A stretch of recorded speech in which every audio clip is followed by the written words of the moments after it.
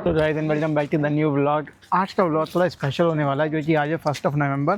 तो आज हंगरी में एक कल्चरल इवेंट कह सकते हैं उसको कि है कि आज सारे लोग जो होते हैं हंगेरियन वो सेमेट्री जाते हैं अपने जो उनके रिलेटिव्स हैं जो ऑलरेडी जा चुके हैं उनको मिलने के लिए। तो अभी पहले सेमेट्री चलता हूँ, मैं आपको दिखाता हूँ, फिर समझाता हूँ क्या होता है यहाँ पे सब कुछ।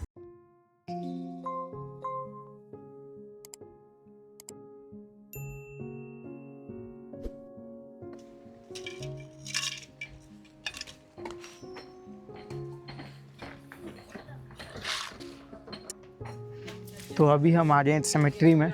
ये सेमेट्री जो है ये बुडापेस्ट की सबसे बड़ी, या हंगरी की सबसे बड़ी सेमेट्री तो है ये, जो मेरे घर के पास है।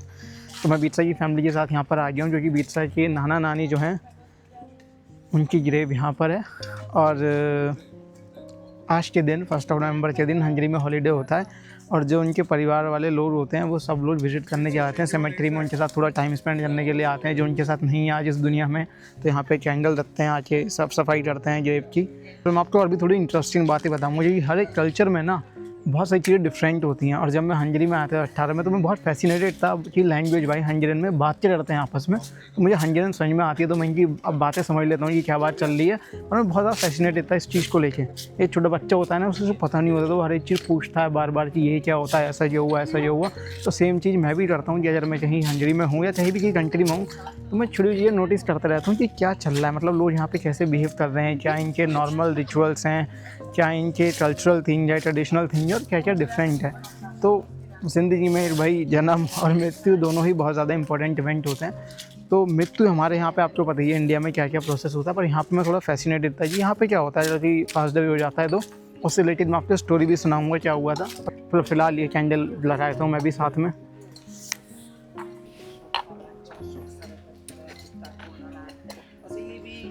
और मैं थोड़ा डर रहा था जी भाई कैमरा लेके आने में यहाँ पे, जो कि हो सकता है जो लोगों को बुरा लग जाए। तो मैंने पहले पूछ लिया इनकी फैमिली से जी कैमरा ला सकता हूँ ना जी, दिक्कत तो नहीं हो ना, कोई दिक्कत नहीं है ले आओ। पर मैं अभी भी थोड़ा केयरफुल हूँ जी, और कोई लोग ऑफेंड ना हो जाए इस चीज़ को लेके कि भाई हम यहाँ पे कुछ चीज़ करने के लिए आए हुए हैं और ये बंदा कैमरा लेके घुसे आ रहा है। तो ज़्यादा नहीं घूमेंगे सेमेट्री में कैमरे के साथ, पर जितना मैं आपको दिखा सकता हूँ यहाँ पे कैसी है सेमेट्री वो दिखा दूँगा।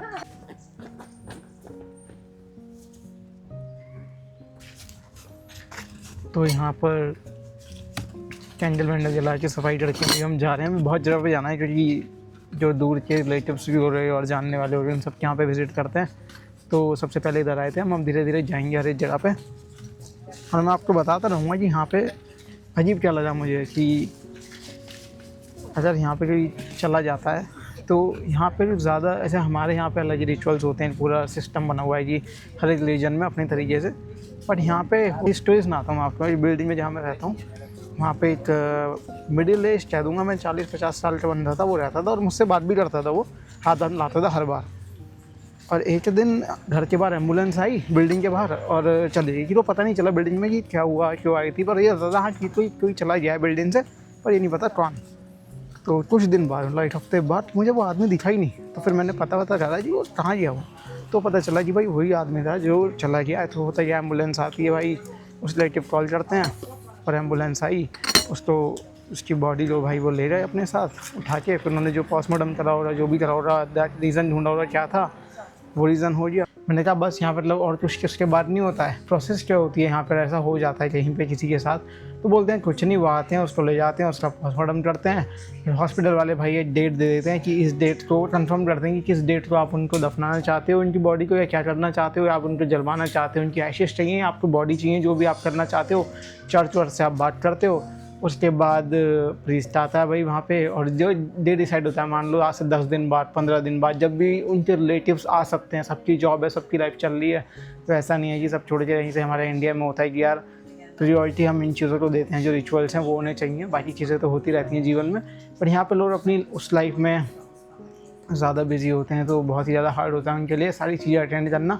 तो वो कुछ ज़्यादा डे डिसाइड करते हैं जिस दिन जितने जानने वाले हैं वो सारे लोग आ पाएँ, वो अपॉइंटमेंट लेते हैं और उस दिन अपॉइंटमेंट लेके फिर सब जाते हैं। वो दिन 20 दिन बाद भी हो सकता है, 30 दिन बाद भी होता है। तब तक वो मोर्च में बॉडी रखी रहती है फ्रीज़र में, जिससे कुछ होना हो उसको। और उसके बाद सब लोग आते हैं अपना, और वहाँ पे वो ऐशेज़ रखनी है या जो भी दफनाना है, कुछ बातें करते हैं, ब्लैक कपड़े पहन के जाना होता है, ये इनका वो है, और सारी चीज़ें हो जाती हैं।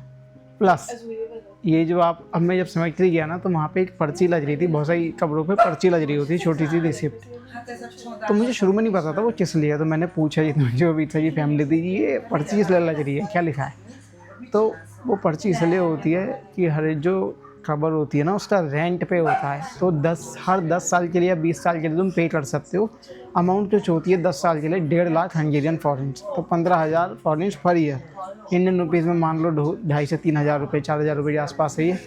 तो आपको पर साल पे करने होते हैं, आप 10 साल एक बार में पे कर सकते हो, और जैसे ही वो टेन्योर ख़त्म होने वाला होता है पर्ची लाए चले जाते हैं कि आप दोबारा पे कर दो ऑनलाइन जाके, ऑफिस में जाके, वरना वो वहाँ से उठा के वो जगह होती है वो खाली कर देते हैं किसी और जो फ्यूचर में भाई कहीं और के लिए चाहिए होगी उसके लिए, और वो उठा के एक एरिया बना होता है वहाँ पे सबकी राख वहाँ पे डाल देते हैं, या बॉडी वहाँ पे अलग जगह दफना देते हैं बाहर, जहाँ पे मतलब ये एरिया नहीं होता डिज़ाइंड।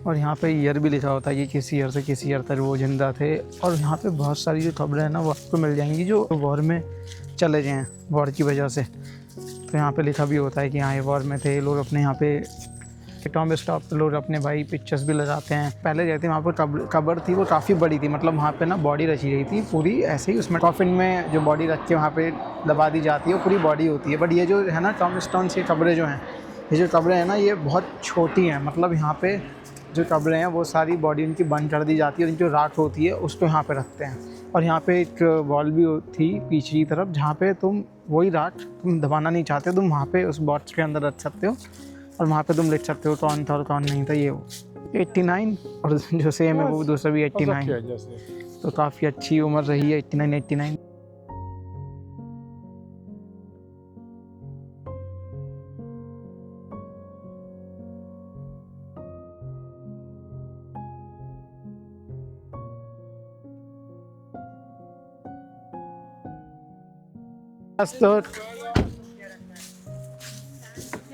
तो हाँ जी में ऐसा होता है, बढ़िया ही सब था, बस घूमे सेमेट्री में। और ऐसा नहीं है खाली 1 नवंबर जाते हैं, अब लोग जिनकी जॉब है जो बिजी हैं तो बाद में भी जाते हैं, पर यही ड्यूरेशन होता है कुछ हैलोवीन के आसपास है जिस टाइम जाके वो विजिट करते हैं।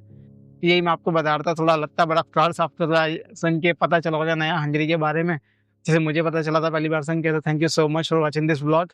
आप मेरे चैनल को सब्सक्राइब कर सकते हैं, वीडियो को लाइक कर सकते हैं। आपको कुछ भी जानना है तो आप मुझे मेरे इंस्टाग्राम पे मैसेज कर सकते हैं। मिलते हैं आपसे आने वाली वीडियोज़ में, बाय।